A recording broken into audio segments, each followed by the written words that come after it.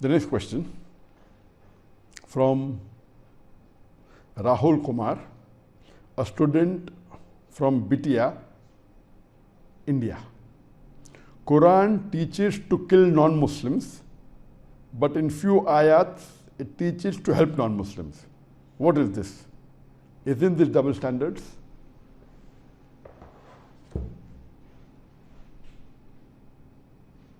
I think Brother Rahul, he may have read certain articles of critics of Islam who may have picked up certain verses of the Quran and may have quoted out of context. That's the reason Rahul is saying that the Quran teaches Muslims in some verses to kill the non-Muslims and some verses to help them. Isn't it double standards? What Brother Rahul is referring to is a verse from the Quran from Surah Tawbah, chapter number 9, verse number 5, which is quoted many a times by the critics. And they say that the Quran says in Surah Tawbah, chapter 9, verse number 5, to the Muslims, that wherever you find a kafir, into bracket non-Muslims, you kill him. What these critics are quoting, as I mentioned, is out of context. For the context, you have to read from a few verses before. If you read Surah Tawbah chapter number 9, a few verses before from the start, from verse number 1 onwards, we find that there is a peace treaty between the Muslims and the mushriks of Makkah. And this peace treaty was unilaterally broken by the mushriks of Makkah. So by the time Allah subhanahu wa ta'ala reaches verse number 5, he is giving a warning. And he's saying that we give you 4 months' time to put things straight. Otherwise, a declaration of war. And in the battlefield, the Allah says, wherever you find a kafir, the unbeliever, you kill them. This verse of the Quran is talking about a non-Muslim in the battlefield. It is not otherwise. And we know that when the war was taking place between USA and Vietnam, the president of USA, to boost up the morale of the soldiers, said that kill the Vietnamese wherever you find them. But naturally, if I quote him out of context and say today he's saying that, I will make him sound like a butcher. But in the battlefield, an army general or the leader of the country, to boost up the morale of the soldiers, will say such things. So similarly, Allah subhanahu wa ta'ala tells to the believers, to the Muslims, that in the battlefield, don't get scared. Wherever you find the non-believers, the non-Muslims, you kill them. This is in context. And those who quote this verse, they put a full stop here. They don't go ahead. Even Arun Shuri in his book, The World of Fatwa, from verse number 5, he jumps to verse number 7. Why? Verse number 6 has the reply to his sickness. Verse number 6 of Surah Tawbah says that if that kafir, if that non-Muslim, if the unbeliever wants peace, don't just give it to him, escort him to a place of security so that he may hear the word of Allah subhanahu wa ta'ala. Here Allah is saying that if the unbeliever, if the enemy, if the non-Muslim, if the kafir, if the mushrik, during the battlefield wants peace, don't just give it to him, escort him to a place of security. Today, which army general, even if he's very kind, maximum will tell that let the enemy go. Here Allah subhanahu wa ta'ala goes out of his way and says, you have to escort him to a place of security so that he may hear the verse of Allah subhanahu wa ta'ala. And most of the verses which read in the Quran, which talks about killing the enemy, it's always followed up with saying that peace is better. Most of the verses. For a better understanding, Brother Rahul, what you have to do is you have to read the Quran as a whole. This was the reply I give to you regarding the verse which talks about killing non-Muslims, but it is in context, it's in the battlefield. Generally, if you read the Quran is very clear-cut.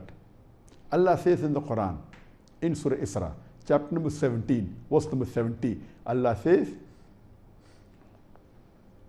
وَلَقَدْ كَرَّمْنَا بَنِي آدَمَ, that we have honored the children of Adam.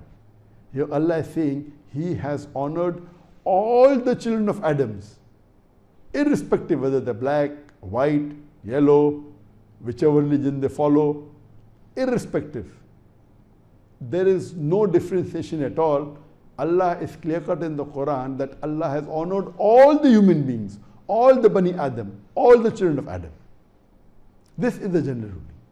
Regarding killing, the ruling is given in Surah Ma'idah, chapter number 5, verse number 32, where Allah subhanahu wa ta'ala says that if anyone kills any other human being, whether Muslim or non-Muslim, unless it be for murder or for spreading corruption in the land, it is as though he has killed the whole of humanity. And the verse continues, that if anyone saves any single human being, it is as though he has saved the whole human nation. Here the Quran is very clear-cut and says that killing any innocent human being is prohibited. It is the second major sin in the book of major sin, the Kabair, by Imam Adhabi. He says that major sin number 2 is murder, killing an innocent human being. So here the Quran says if anyone kills any other human being, whether it be a Muslim or non-Muslim, unless it be for murder, unless he has committed murder, or unless he is spreading corruption in the land. For example, a person may rape someone. Rape is spreading corruption in the land. So unless, if it is these two things, unless he has committed murder, or unless he is spreading corruption in the land, if these two things are not there, killing any other innocent human being, whether Muslim or non-Muslim, is prohibited. This is the ruling. So where does the Quran say you have to kill non-Muslim? That is again talking in the battlefield. In the battlefield, when the enemies are coming to kill you, of course you can kill. Of course you can kill them. But normally, whether it be a Muslim or non-Muslim, you cannot kill any human being, whether Muslim or non-Muslim. If you do that, it is as though you have killed the whole of humanity. And if you save any single human being, whether Muslim or non-Muslim, it is as though you have saved the whole of humanity. So here the law is very clear-cut. And regarding if you are allowed to kill someone who's done murder, it doesn't make a difference whether he is a Muslim or non-Muslim. Imagine if a robber comes in your house and while robbing, if he's trying to kill you, even if he's a Muslim robber, you have a right in self-defense to fight back. And if required, you can kill him, irrespective whether he's a Muslim or non-Muslim. So here, if he's a murderer, or if he's spreading corruption, like raping, in these cases, of course, it makes no difference whether the person is a Muslim or non-Muslim. The rule is the same. But killing any innocent human being is prohibited. Furthermore, if you read in the Quran about the good deeds that Allah has asked us Muslims to do, it makes no difference in most of the good deeds whether you're doing the good deed to a Muslim or a non-Muslim. Allah says in the glorious Quran, in Surah Ma'un, chapter number 107, verse number 1 to 7, that أَرَأَيْتَ الَّذِي يُكَذِّبُ بِالدِّينِ.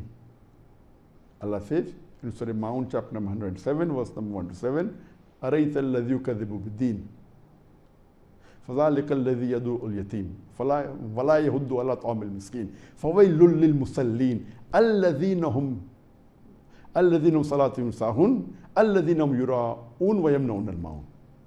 Here Allah is saying that seest thou not the one who denies the day of judgment, who encourages, who repels an orphan. Here Allah is saying that one who denies the day of judgment, who repels an orphan, irrespective whether the orphan is a Muslim or non-Muslim. The one who doesn't encourage the feeding of an indigent. It doesn't make a difference whether the person is a Muslim or non-Muslim. And says, woe to those who are neglectful of the prayers. Woe to those who pray only to be seen of men and who do not provide neighborly needs. Here the Quran saying that woe to those people who do not provide neighborly needs. And your neighbor can be a Muslim or non-Muslim. It doesn't say that who does not provide neighborly needs to the Muslims.